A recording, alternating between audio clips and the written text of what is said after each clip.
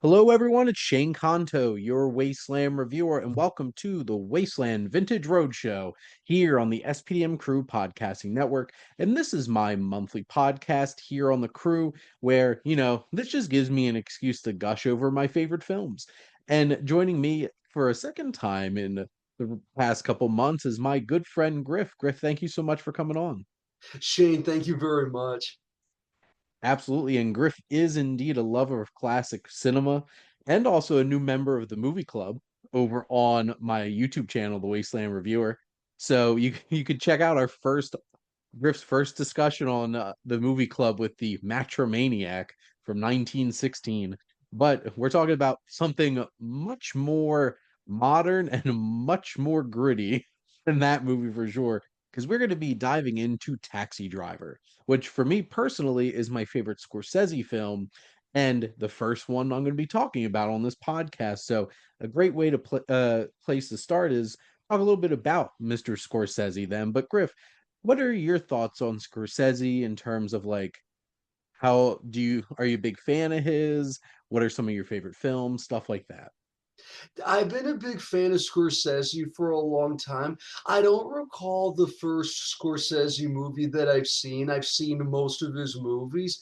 I think my favorite Scorsese movie is actually another one of your favorites, The Departed. Yeah, it's another great film, but a Boston one, which was an interesting change of pace for him for sure. We'll be talking a little bit about New York films in a minute. But no, The Departed is fantastic as well. And that movie that finally got him his Oscar for Best Director. But no, it was very interesting because I remember the first time I watched a Scorsese film was in high school and was Raging Bull in a cinema class, and I was not a fan. 16-year-old Shane was like, this was just a bunch of Italian guys screaming the F word at each other for 2 hours. It's accurate, but so much more than that. Which is our buddy Joe, Raging Bull's his favorite film. So he's very happy when he found out that I rewatched it and actually really loved it. So Joe can be happy. But I got a whole new appreciation for Scorsese when I covered him on my Welcome to the Wasteland show, where I went through every single one of his films. And for me, as an it felt like I was watching something that I got on another level. And I think that's something special where it's just like I understood like the looming Catholicism of so many of his films, and especially some of his earlier films like Mean Streets, and then obviously he did Silence and Last Temptation of Christ, and films that really delved into that. And it really spoke to me that like I got a lot of like the very Italian American things that he incorporated into his films, including Italian American, that little short documentary that he did with his parents is honestly one of my favorite documentaries because it just felt like I was sitting down with my grandparents. Yeah. So many of those stories were relatable, but I think something that I really appreciate about him is just the wide range of different types of projects he did. Unlike most people thinking he just did gangster movies, which is not the case. Mm-mm. Not at all. Like, obviously, you have Mean Streets, you have Goodfellas, you have Casino, you have, if you want to put in that, like Gangs in New York, just, period dressing, and The Departed and Irishman, but like, you have films like I'm a humongous fan of his documentary work and The Last Waltz, the concert film with the band is amazing. And I love his documentary about George Harrison that released on HBO in two parts because it's like a beefy 3.5 hour documentary. But so much of his work is just so impressive, and he's one of the all-time greats. And he's doing great things for cinema through preservation. And he's the main reason why I watched The Red Shoes for the first time and absolutely love it. So there you go. Yeah, and I love it how he's a cheerleader for modern filmmakers, Mhm. especially those horror filmmakers like Robert Eggers and Yeah. Ty West.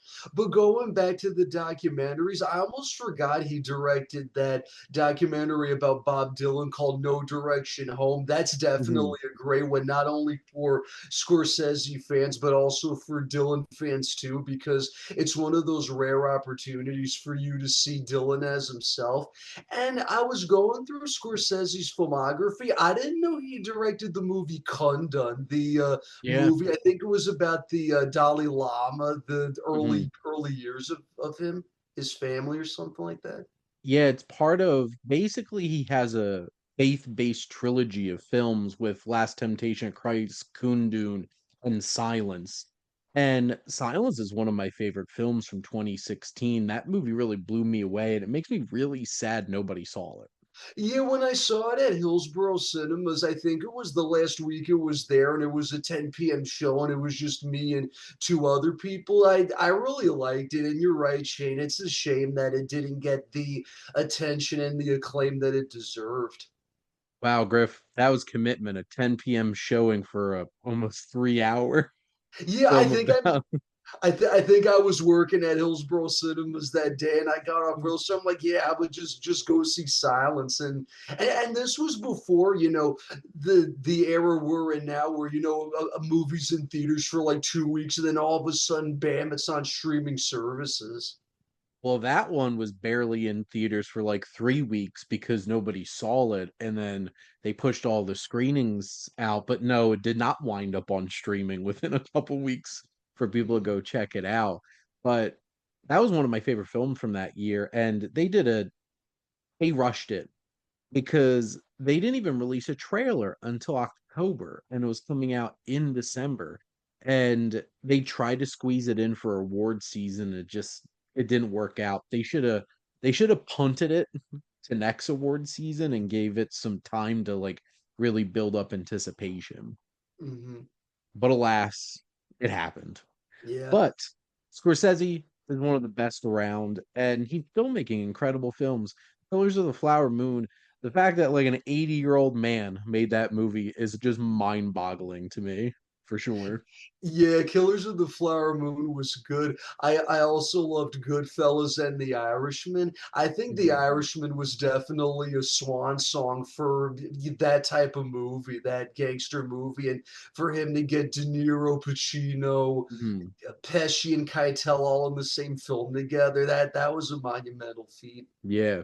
Well, and I I think it's a great film, and I think it's an interesting evolution of his gangster movies where like it finally showed like this is what happens if you don't die young.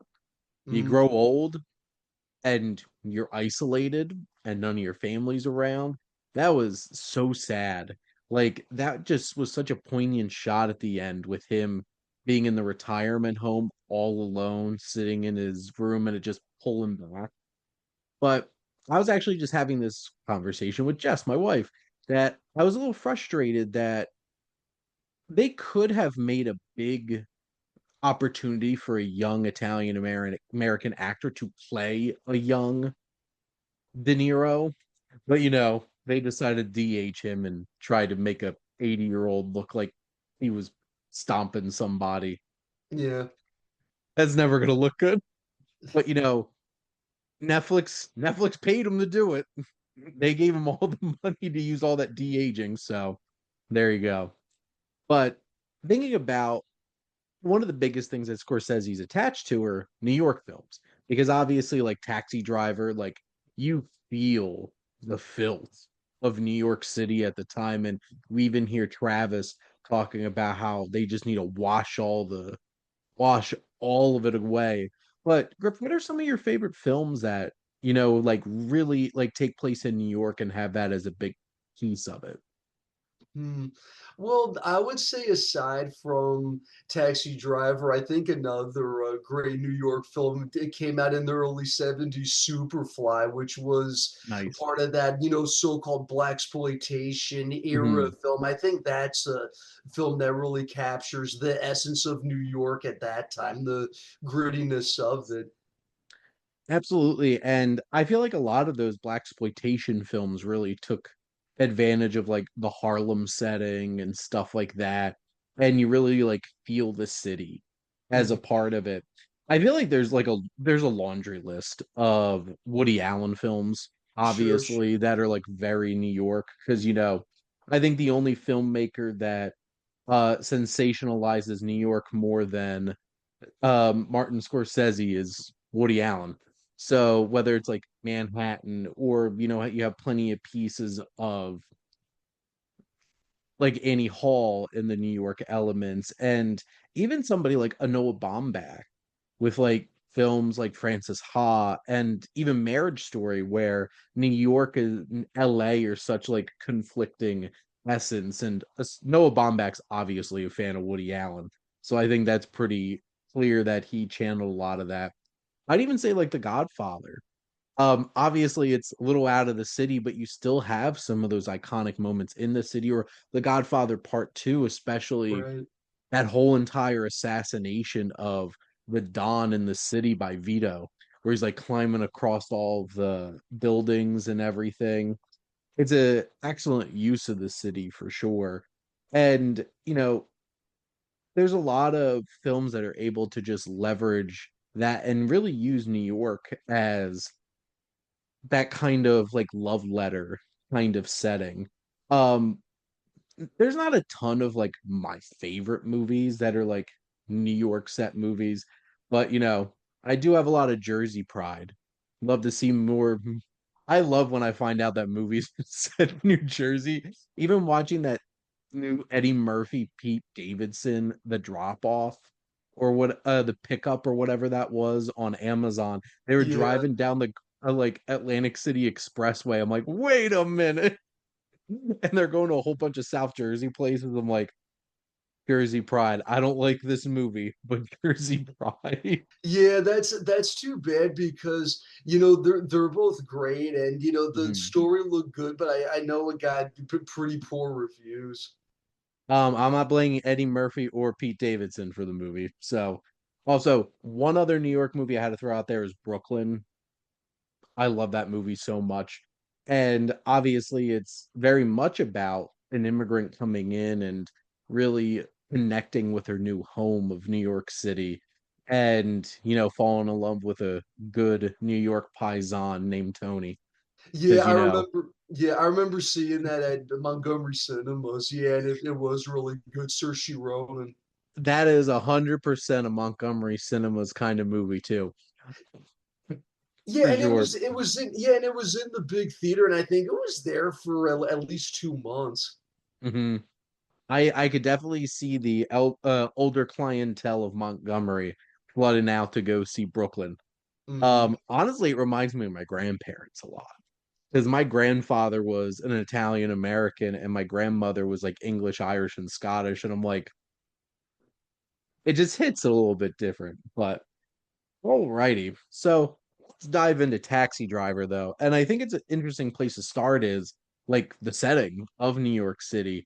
I just find it so like Scorsese just does an amazing job of like the smoke, the the dirt, the grime, like you could just feel it so much in terms of the city. And it's such a perfect setting because 70s New York City was not a great place.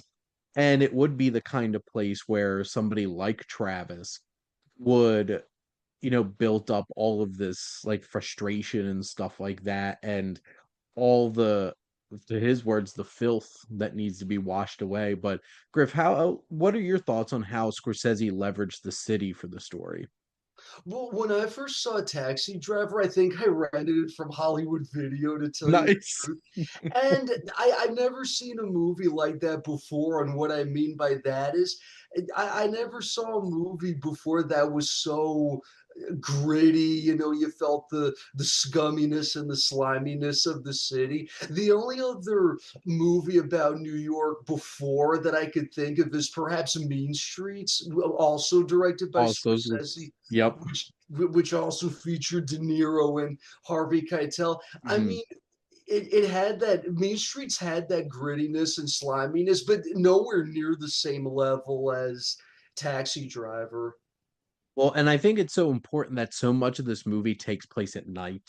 Yeah, And when he's in his taxi cab and like, the porno theaters are open and the right. pimps are out and people are having sex in his cab and he has to clean it out afterwards. Just just the gross stuff.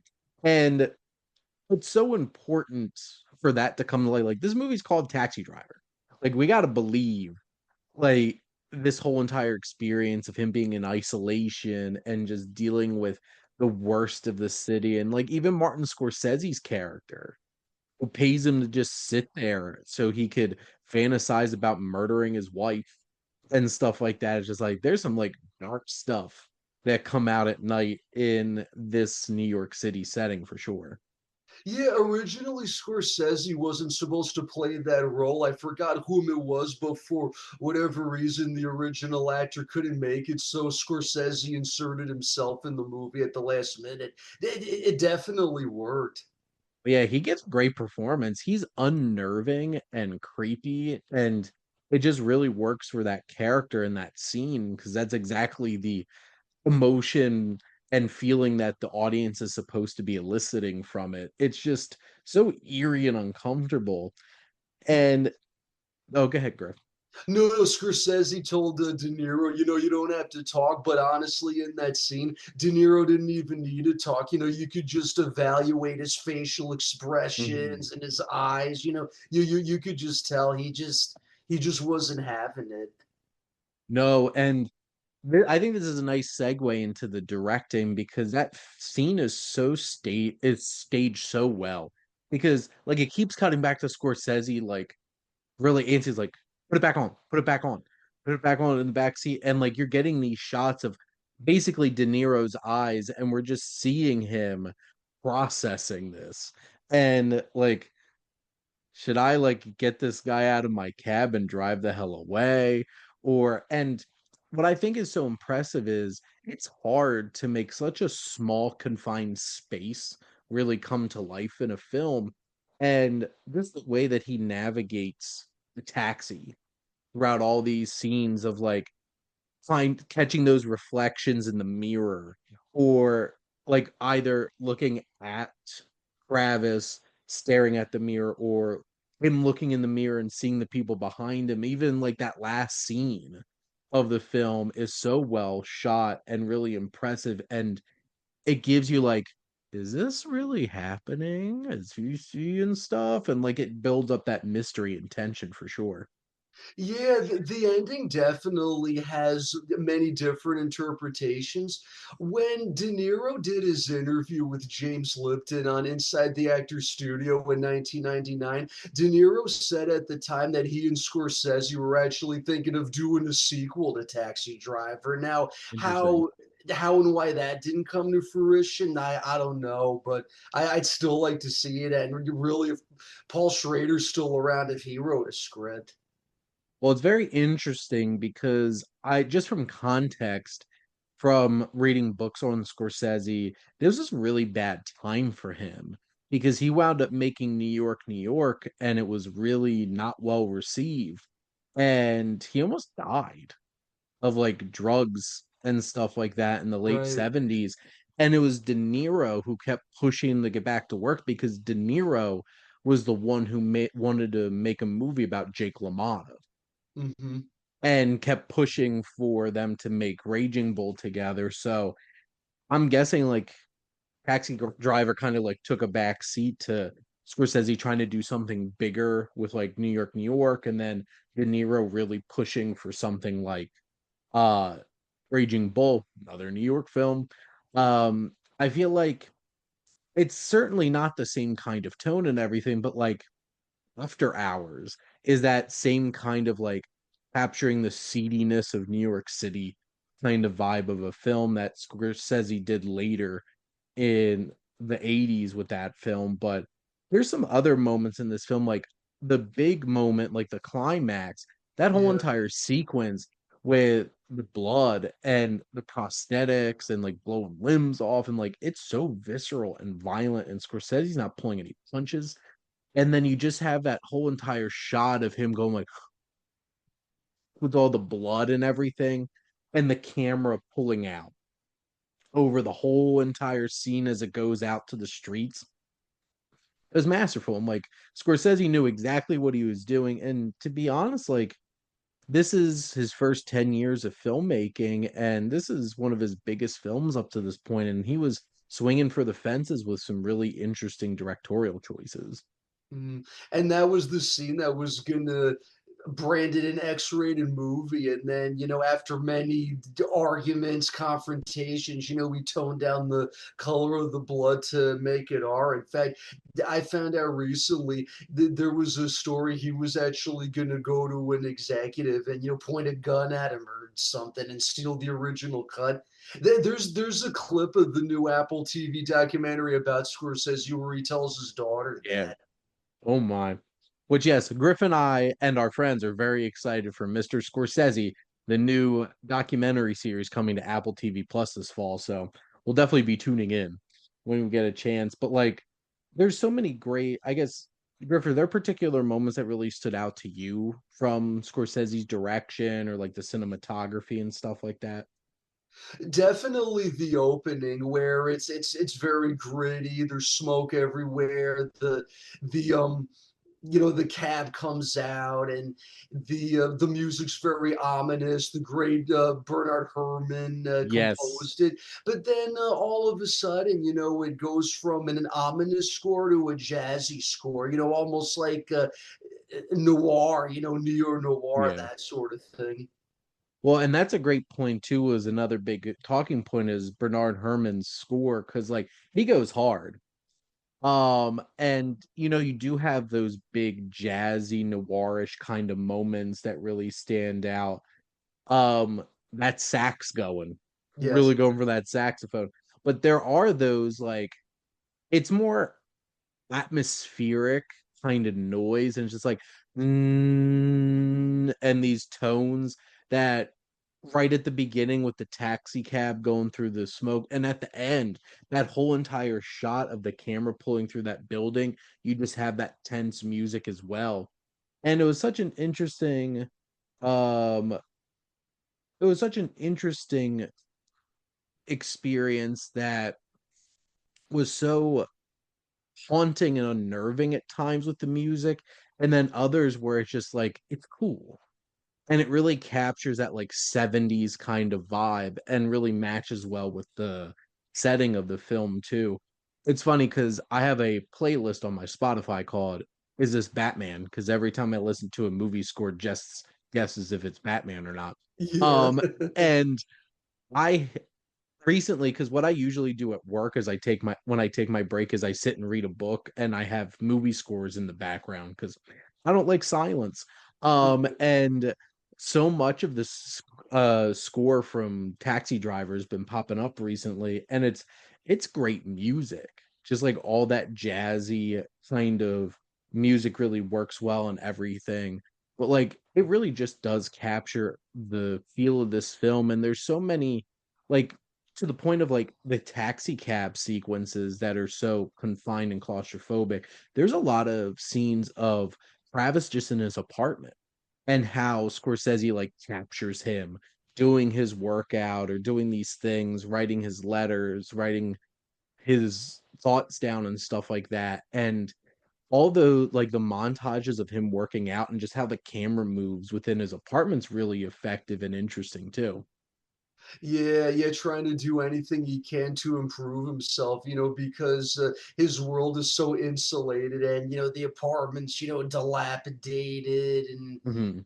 just so much, negativity and, depression surrounding that. Exactly. And there's one particular shot that's really haunting to me that doesn't have any violence, but it's like the threat of violence. It's a scene where he's buying the guns and the guy's like showing him off, and he just like hands the magnum over and it's cutting across the windows. And Right. then the camera like focuses down and you see that he's like pointing at people. Hmm. And it's a simple camera movement, but it's just so haunting because it's like you shouldn't be like practicing with a gun and pointing at like people. but that's really setting up. It's like this is what we need to be worried about watching this film and what's going to happen.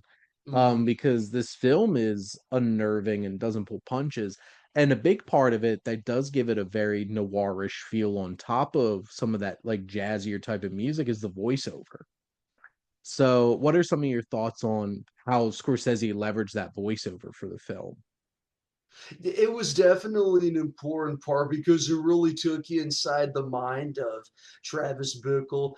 And I know that Taxi Driver is definitely one of the most influential films at that time, but there were movies that influenced Taxi Driver, Yeah. particularly The Searchers. You know, John Mhm. Wayne goes to rescue Natalie Wood, Robert De Niro goes to rescue Jodie Foster. And in fact, Mhm. the Harvey Keitel's character was apparently based off the villain in The Searchers, Chief Scar. In fact, if you notice in Taxi Driver, Keitel had that American Indian head wrap around his head. Yep.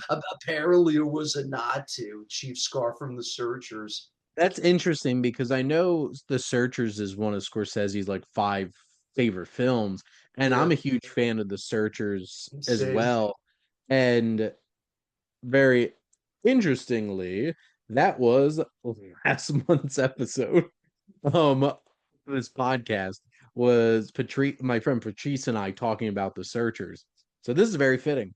But I never thought about that narrative parallel, but that makes so much sense in terms of that kind of experience. But also reinforcing on that, there's so many noirs, obviously, that have set this like the voiceover and like talking out the thoughts and everything. But this is so much more uncomfortable because I don't think many people want to be in the head of somebody as unstable as Travis Bickle, and it's honestly really uncomfortable and unnerving listening to this very angry, isolated kind of experience of just listening to what's going on in his head, and you're left with the information that he's a Vietnam vet, but it doesn't like outside of him being like my my body has gotten soft and flabby. I'm like, I need to get back into shape. And you're like seeing him like with his arm on the like over a flame and all this Yeah, that working was out. horrific.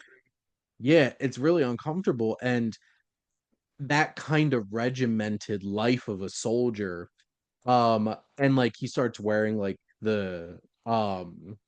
military looking garb and stuff like that. And it's so important that I feel like this is a very 70s film. It's very important that this is post Vietnam and we don't know what happened to him and all the like PTSD that he potentially could have that he came back with. And we're like stuck in his head, which is so uncomfortable. And that obviously became a trademark of Scorsese's films because you got this, you got Goodfellas, you got Casino. So many of his films have that voiceover. And even like Wolf of Wall Street, where it's just like some of these people, like, I don't want to be anywhere near your head. And that's what's so interesting and unnerving about this experience.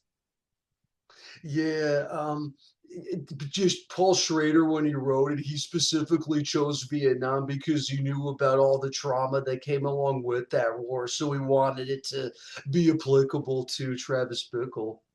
Which makes a lot of sense. And it's interesting because Paul Schrader makes a lot of antisocial outcast kinds of protagonists that go through some really uncomfortable experiences. Like he wrote on Raging Bull too. And Jake LaMotta certainly isn't socially aware Nah. or like good with people, or even something like First Reformed and stuff like that, where you have these very isolated protagonists that are going on these journeys. And I think that's an interesting motif that Paul Schrader really digs into. But I know we've got talked a little bit about inside the head of Travis, but like he's an uncomfortable protagonist to follow around in this film because like he's fully committed to his work for sure. And he's somebody who obviously doesn't connect well with women, especially. Like the whole entire experience with him and Betsy is so uncomfortable Yeah, the scene where, she's just walking and, she's wearing that white dress, she's like a bright light for him. And then, Hmm. he screws it up along the way. Yeah, and then it goes over to Jodie Foster, that character. Yeah, that was a crazy transition. Well, and because you have this experience where he's trying to connect, because like what's the most common way that people connect into society is, living the dream of getting married and getting a family. And this is him like pushing himself into his this uncomfortable zone of trying to court a woman. And one, he's stalking her. He's just sitting outside this voting place, just staring, this campaign headquarters, just like staring at her from his taxi. And then, of course, they go on this date, and their coffee and pie little date seemed like it went okay. And he's like, he doesn't seem so bad. And then he takes her to a porno show and doesn't understand why a woman might not want to go to a porno show for a date, and just that disconnect. And then unfortunately he lashes out. Mhm. And god, when he showed up to that campaign place and then like threatened to fight Albert Brooks towards the end, there it's just like all of those things, it's so uncomfortable, and it puts us, the audience, who's in his head, in such an uncomfortable place. Yeah, originally Albert Brooks was supposed to play Harvey Keitel's character, and Harvey Keitel was to play Albert Brooks's character. I didn't know that early on. Like I could see Harvey Keitel being this guy trying to schmooze Betsy and stuff like that, but well, I can see Albert Brooks playing a villain because like he's fantastic in the movie Drive, Yeah, I and he's was so gonna. into. No, go ahead, Griff. Yeah, I know. I was gonna say. I mean, Brooks definitely showed off his villainous chops decades later in the Ryan Gosling movie Drive. Oh my god, and he's so good in it. I know he got a Golden Globe nomination, but he definitely should have got. I would have been happy if he got an Oscar nomination for Best Supporting Actor for that movie, but I don't know if I could see him as Sport though. Like that's such a weird offbeat kind of character. Like I wouldn't have been able to take it seriously if Albert Brooks was acting like a pimp, Yeah, to be I don't. frank. Yeah, I don't think he would have brought the same sliminess to the role like Keitel did. No, Keitel ate that up and it's so uncomfortable. It is so uncomfortable watching him. But I think one of the most important pieces to this whole film working is De Niro, because it's so interesting, because what do we think of De Niro now as an actor is a lot of these like gangster roles and stuff like that where he's intimidating and like in a powerful way, like Right. Al Capone in The Untouchables, which we got to talk about, Yeah. or like so many of these other gangster movies. But like he is scary in this, but in a completely different way, because you're not quite sure like we know what's going on in Travis's head because we hear it, but I can't imagine anybody around him knows what's going on with him because he's so uncomfortable and awkward. And De Niro sells that so perfectly in this. Yeah, I can't imagine anyone else playing him. In fact, apparently he wasn't the first choice. Dustin Hoffman read the script and he turned it down, calling Scorsese crazy. And Al Pacino was considered. Even Jeff Bridges was considered. Like I know Dustin Hoffman would have committed to the role, but I don't know. I feel like it would have been a little too manic, and that's not what Travis is supposed to be. I think Pacino could have done something interesting with it. Yeah. Because this was still before he went like to like a million with all performances and just humongous with it. Jeff Bridges, wow. I would have to see it to like that would be very interesting. You know who I think would be a really interesting Travis Bickle now is Joaquin Phoenix. Yeah, definitely. And in fact, going back to what I was saying earlier about Taxi Driver being so influential, you watch Joker, and there's definitely a lot of elements, not only from Taxi Driver, but another De Niro Scorsese collaboration, The King of Comedy. Oh my God, Rupert Pupkin is so uncomfortable as a character in such a different way than Travis Bickle is. Just like his mustache and him always being like Yeah. so like uncomfortably like I'm so happy and joyful. It's like "Mm, fine, I'll sit here Yeah, and and just just being and just like with Travis Bickle, he's in his own little world, his own fantasy. yeah. Well, and that's the interesting thing because Rupert is in such this like glorified fantasy. I feel like Travis is in some kind of nightmare all Mm, the time, and it's really uncomfortable. But De Niro does everything so well. Like you brought up like his facial expressions, like they're excellent. There's so much that he's able to do with his eyes and his body language, and it's really uncomfortable seeing his body language change towards the end of the film. Like when we first see him with the mohawk and at that event for Palantine, something just so uncomfortable about that whole like his whole energy that he's bringing, or like that scene where he's asking all those questions to the Secret Secret Service. Service guy. That scene's so uncomfortable, Griff. And Robert De Niro is so like suspicious and awkward. And like, I'm not surprised that Secret Service was like immediately like, we need to follow this guy. Like, Yeah. go, go, go. And just all those kinds of things. But I guess, Griff, who are some of the other standouts? I know we've dabbled into talking about some of the other actors, but who are some of your supporting standouts for the film? Yeah, I think aside from Sybil Shepherd, Peter Boyle was definitely a great addition to the movie. Trying to help Travis Bickle, guide his way through, not just being a taxi driver, but just life in general. I He was so good in that scene where he's trying to mentor him Yeah. outside of the diner. And on some level, I wish that he could have gotten across to Travis. And maybe like if he would have like cracked through, maybe Travis would have been in a different place. But like I think that's a challenging thing is Travis is in like a really bad place. And I think he needs a lot more help than just, a nice taxi driver who's willing to mentor him. But Peter Boyle's so good in Mhm. that scene. I love him so much. I grew up watching Everybody Loves Raymond and him being Frank Barone and just being such a cranky old guy was so perfect.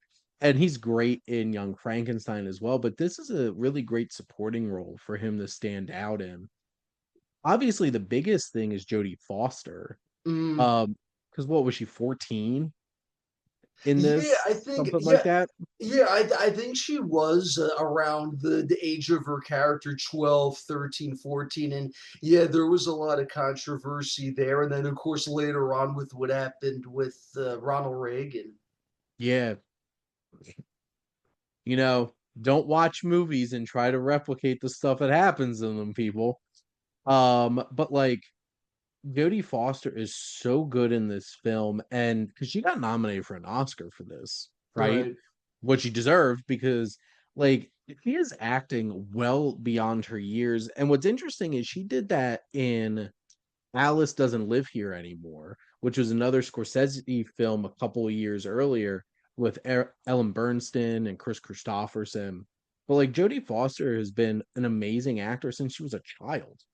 And there's something here, like this isn't just like a kid performance. This feels like an act, like a really substantive performance. And it's important to remember that she's a child because so many sick, disgusting things. And like the fact that she is 14 really pushes the boundaries of those scenes where she's with Harvey Keitel.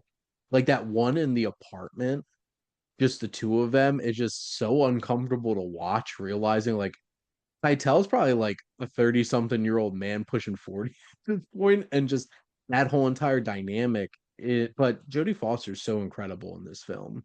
Yeah, she definitely, holds her own, with Keitel and De Niro. hmm And I love Albert Brooks. It's so funny because this is probably well, that's a lie. Probably the first thing I've seen Albert Brooks in was Finding Nemo. But like I didn't know who Albert Brooks was at the point, but like this is probably the first like live action acting performance I saw his. And it's such like, oh, he's like the comic relief. He's super awkward and stuff like that. But like having seen broadcast news, Drive, and then all of his films like Real Life and Defending Your Life and films like that. I love Albert Brooks. I think he's absolutely incredible. He's also absolutely hilarious. And that was such an inspired choice having him as this like comic relief other guy that's totally flirting with Betsy the whole entire time, but like she barely pays attention to any of his flirtations because he's just like a nerd.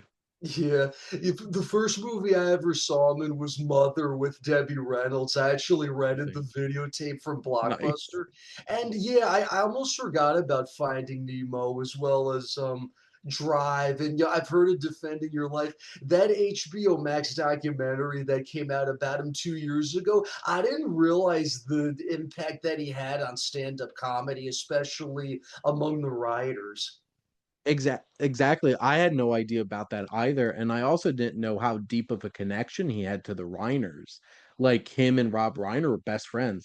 Also Right. finding out that his real name's Albert Einstein. Yeah. Yeah, yeah. I was shocked to hear that too. He's like, well, I couldn't go into show business named Albert Einstein. And and the fact that Carl Reiner, when asked on a late show, asked who's the funniest person you know, and he's like a 16-year-old kid named Albert Einstein. And like Carl Reiner said Mm, that a teenage Albert Brooks was the funniest man he's ever met. And he worked with Mel Brooks. So like that's incredible. And he had a big role in this film, but I think he's an important role because I think it's important to have that contrast of like this antisocial, disconnected, isolated man, and then like the regular guy that just shows up to work every day and that dichotomy that Betsy's kind of stuck between. And yeah, I think Sybil Shepherd does a really good job here as well. And like she has to deal with some really uncomfortable moments for sure.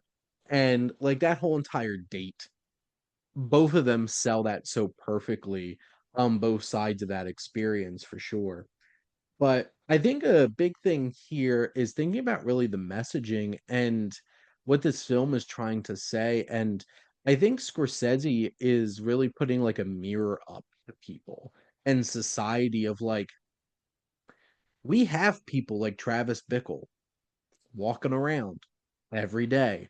And it's just like, what are we doing about it?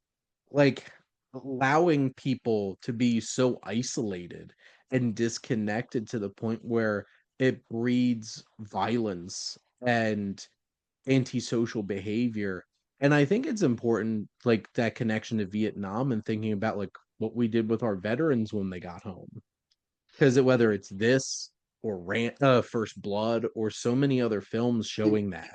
yeah, coming home with John Voight and Jane Mhm. Fonda and Bruce Dern. And also keep in mind, this was during a time where you had no internet, you had no social media, no smartphones, none of that. This was the way before that. So yeah, I'm sure it was, just as, difficult, if not worse in those days, the late 70s and 80s. Like it's not like you could just text your friend when you're feeling lonely and stuff like that. And the fact that like he gets a job being a taxi driver where like he's up all night, he's isolated and dealing with like the worst possible people a lot of the time in New York City. And it's interesting because like I've seen other films, like there's a film Daddio that had Sean Penn and Dakota Johnson that came out Yeah, I recently where remember he's that. he's a taxi driver and he is not antisocial. He is like obnoxiously that kind of taxi driver that just wants to Yeah, talk to you the whole entire time. right, And that kind of dynamic, but like this is so uncomfortable. And or Deer Hunter was another film dealing right. with coming back from Vietnam. And what's crazy is this is right after Vietnam ended. Like right after it ended.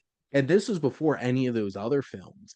And I know this film doesn't put the Vietnam aspect right in front, but it's introduced within like the first scene where we get to meet Travis talking to, oh, I forget what is the Italian American character actor that was in Rocky and The Godfather that runs the taxi depot. Yeah, I know who you're talking about. I forgot his name.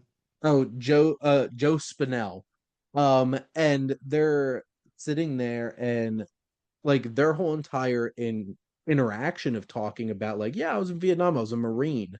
And like becoming a Marine is a very traumatic experience and all the things that you have to go through to prepare for that kind of experience.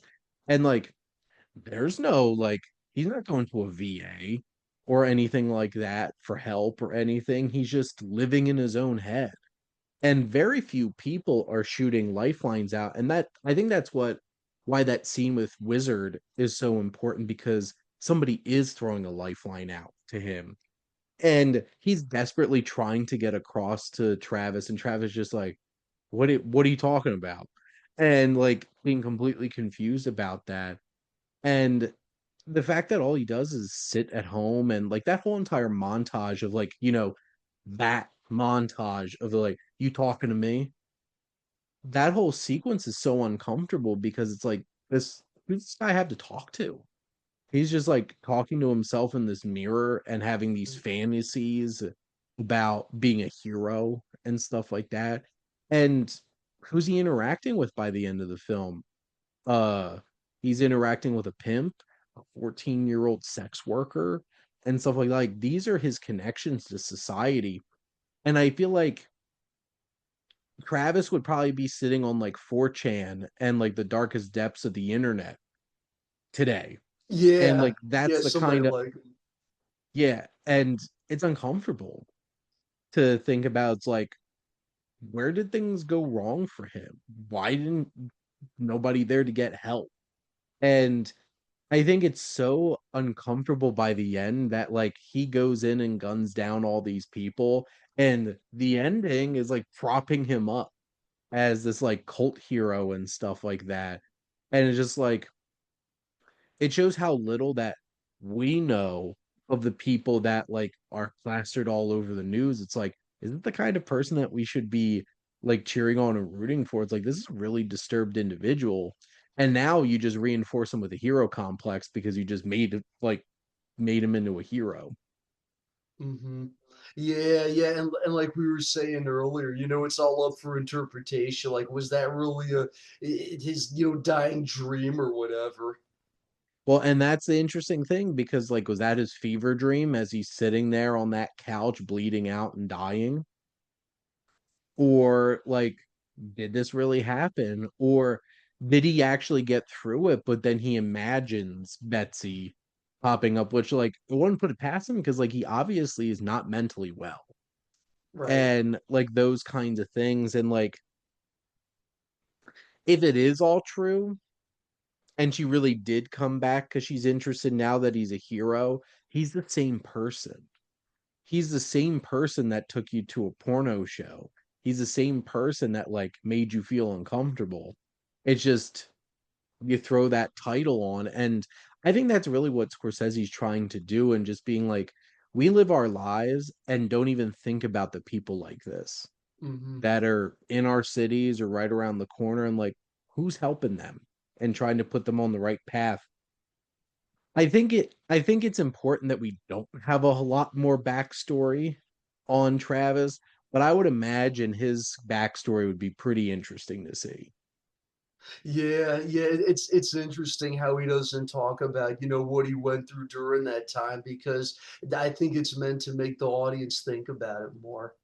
Mhm. And that who said it? Oh, I was listening to the Cinephiles, my favorite podcast. Love that. Highly recommend Griff if you've never heard of the Cinephiles or anybody out there who loves movies. But I think it was Steve Morris, one of the hosts, mentioned like every great movie's a mystery. If a film is making you think about what's going to happen next, I don't know what's going to happen next. That's a mystery. And we want to know if we're engaged. This film leaves enough blanks of like his past and his upbringing that it makes us think it's like, how did he get here? Mm. And it's more unnerving that we don't know and that we just hear whatever's going on in his head. But I guess, Griff, were there any other scenes in the film that really stood out to you? Well, going back to when he was buying the guns, there was actually one weapon inaccuracy of it, being a weapons historian. I had to Mm, point this one out when the seller tells, Bickle, oh, the Walther PPK replaced the P-38. That actually wasn't the case during World War II. While the Walther P-38 was the standard sidearm of the German military, the Walther PPK, which actually later became famous as James Bond's Bond, yes. sidearm, it existed, but among the officers, German military Infantry. officers. So they were both. They both served the Germans during World War II, kind of hand in hand. That's a very interesting point.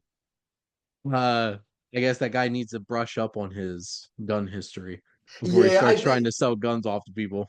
yeah. I just think the audience may have missed her. They just didn't care.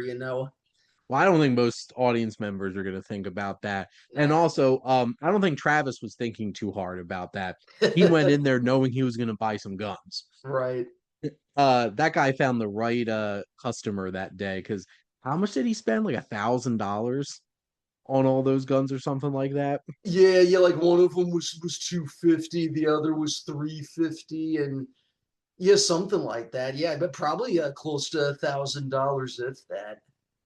But like some of the top scenes for me, it's like obviously the iconic whole like montage thing of like him really breaking and doing like the whole "you talking to me? There's nobody here." Just the way that De Niro sells that scene so perfectly, and then the climax of the film is thrilling. It's unnerving. Um, it's brutal, and it really fits the film and is really impactful in that way. And I think one of my other I really love that scene between Wizard and Travis because it's like that's one of the few hopeful scenes in the film, Hmm. and it's a sad thing that he walked away from that conversation not getting anything from Right. that conversation because he could have used it.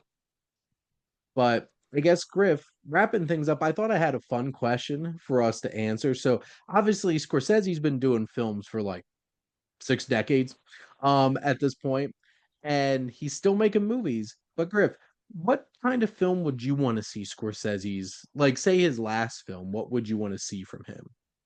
I don't know if Scorsese's still gonna do it, but I know he was planning on making a movie about Theodore Roosevelt based upon two books that were written by this guy Edmund Morris, Colonel Roosevelt and Theodore Rex, and Leo DiCaprio was supposed to play Roosevelt.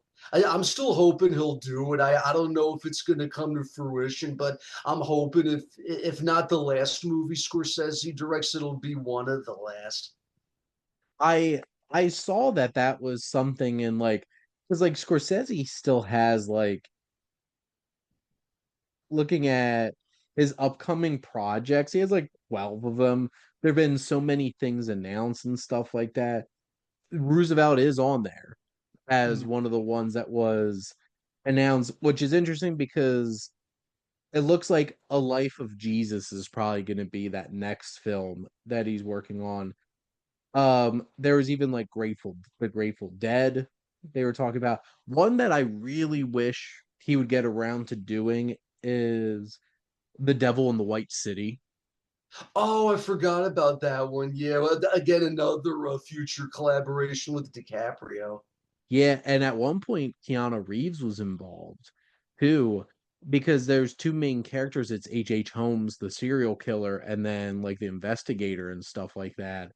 And I it got switched over to being like a Hulu series with Keanu in it, and then that fell apart. I'm just like, I read the book, and it's such a fascinating, terrifying true crime story that I think it would be really fascinating to see Scorsese's spin on it. I think I know what Jess's pick would be is because he has the rights to The Wager, a tale of shipwreck, mutiny, and murder. which I got Okay. that for Jess as an audiobook, and my wife sure does love shipwrecks. Oh, so it's all about a the shipwreck and the aftermath of the shipwreck. Yeah, so the British naval ship the Wager is wrecked on a desolate island off the tip of South America in 1740. Hmm, So it is a nonfiction book from the same writer, David Gran of Killers of the Flower Moon. interesting. Yeah. So I'm sure that would have been Jess's answer to this question, like 100%. And Yeah. Leo's supposed to be attached to that because, Leo's attached to every one of these damn movies. Mm. It's like whichever one actually gets made. Uh, but Griff, I appreciate you as always for coming on and wanting to chat some movies with me. Yes, thank you, Shane. Great as always. I don't know when the next time I'll have another Scorsese film is. I have to double check my ranking list of when that is, but obviously it's always great talking about a legendary filmmaker like Scorsese, and I love Taxi Driver and gave me an excuse to rewatch it. But next month, a little bit of a different kind of film, a little bit of a different pace. My friend Mike Hilty, our fearless leader of the SPM Crew Podcasting Network, is going to be coming on to talk about Terminator 2 Judgment Day, which Nice. I am such a huge Terminator fan, and I can't wait to talk. One, can't wait to rewatch Judgment Day, and then two, talk about it with Mike. There'll be some interesting films coming our way with The Princess Bride, Sunset Boulevard, Skyfall, Ex Machina, What We Do in the Shadows, all kinds of different fun coming up over the next couple months. But thank all of you for listening. Make sure to like, comment, and share on this episode. What's your favorite Scorsese film? What's your favorite De Niro performance? Those are some big questions to throw out there for sure. A lot of things to choose from. I'm sure it's not Fearless Leader from the Rocky and Bullwinkle movie, but I do remember seeing that, and Robert De Niro hammed it up just for just to mention. Speaking of Fearless Leaders, and make sure to follow or subscribe wherever you listen to your podcast. The SPDM Crew Podcasting Network is ever expanding. There's so many great shows of all different types of interests. I'm sure you can find something, and if you love movies, we got plenty of that here. And if you want to become a guest on one of our shows, like this one or some of my other ones or any of the other podcasts, or if you even want to start your own podcast, make sure to reach out to us on our website, the SPDM Crew. And if you like our logo, I'm gonna gush over this again. This is my favorite logo of all of mine. And it's from our buddy Joe. And he does such a great job. He does a lot of fun stuff on Etsy, so you should check out his Etsy. And he does a lot of great stuff on Joey he Cartoon P. He had his old YouTube channel. He does a lot of great art on Instagram as well. But most importantly, thank all of you for always tuning in and supporting the Wasteland Vintage Roadshow here on the SPDM Crew Podcasting Network.